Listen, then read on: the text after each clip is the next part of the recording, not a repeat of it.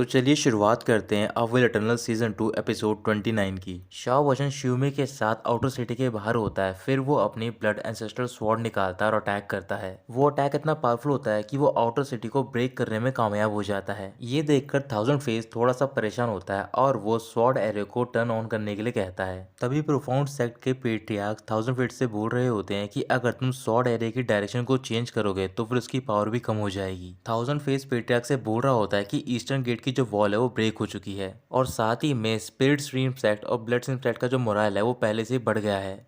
और ये सब हो रहा है बाय सेशन की वजह से। जैसे हम उसे मार देंगे ये क्राइसिस भी सॉल्व हो जाएगा। ये कहने के बाद थाउजेंड फेस अपने ब्लैक पपेट की आर्मी को शाओजन की ओर भेज देता है। जब बी हानले देखता है कि ब्लैक पपेट की आर्मी शाओजन की ओर जा रही होती है तो फिर वो अपने साथियों को ऑर्डर देता है कि वो शाओजन के पास जाएं उसकी हेल्प करने के लिए।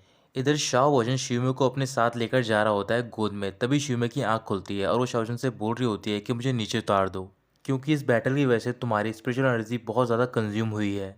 शाओ वचन बोल रहा होता है कि मैंने टेम्परेरी तौर पे तुम्हारे अंदर जो पॉइजन था उसे सप्रेस कर दिया है। हमें जल्द से जल्द एक सेफ प्लेस ढूंढनी होगी ताकि मैं पूरी तरीके से उस पॉइजन को हटा सकूं।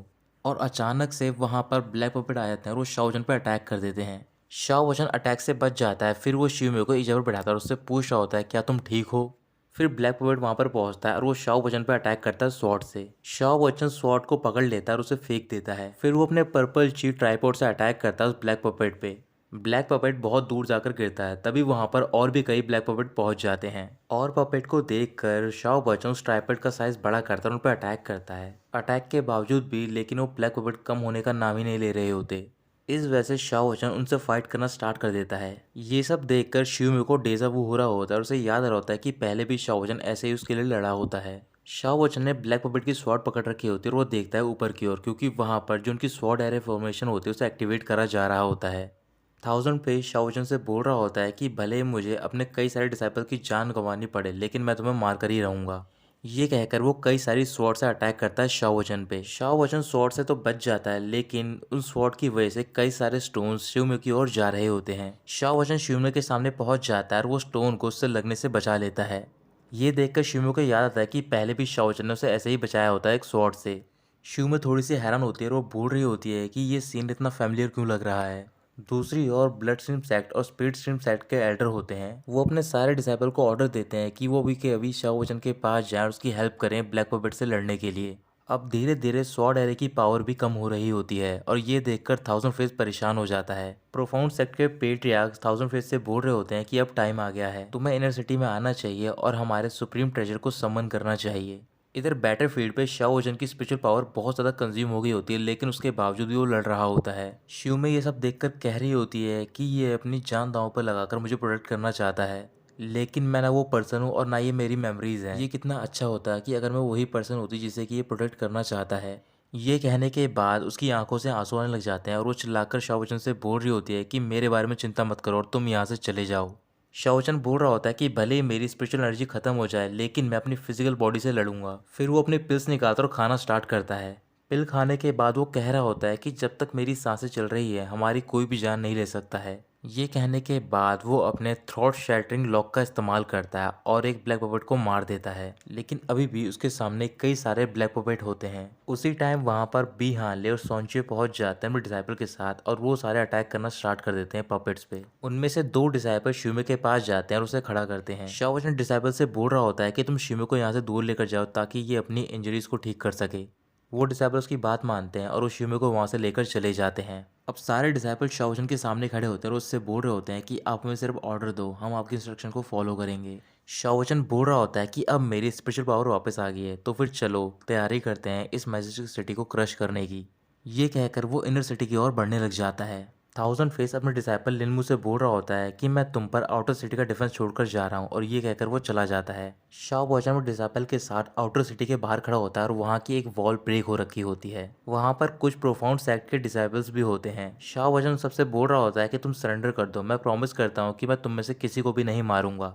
अचानक से वो इस बारे में सोचने लग जाते हैं। तभी अंदर से लिनमून पर अटैक करता है और उन्हें वहीं पर मार देता है। फिर लिनमू सारे डिसाइपल से बोल रहा होता है कि जो भी हमारे सेट को बिट्रे करेगा उसे वहीं पर मार दिया जाएगा। ये सुनकर शाओजन को गुस्सा आता है। फिर उन डिसाइपल को ऑर्डर देता है कि वो सारे अंदर की ओर बढ़ें और अटैक करें। वो सारे डिसाइपल अटैक करना स्टार्ट कर देते हैं पपेट पे। तभी शाओजन पे लिनमो अटैक करता है, लेकिन शाओजन अटैक से बच जाता है अपने पर्पल की ट्राइपॉड की वजह से। फिर लिनमो अपने पर्पल आर्मर के साथ आता है और वो बोल रहा होता है कि मैं काफी टाइम से इस टाइम का वेट कर रहा था। ये कहकर वो शाओजन की ट्राइपॉड को डिस्ट्रॉय कर देता है।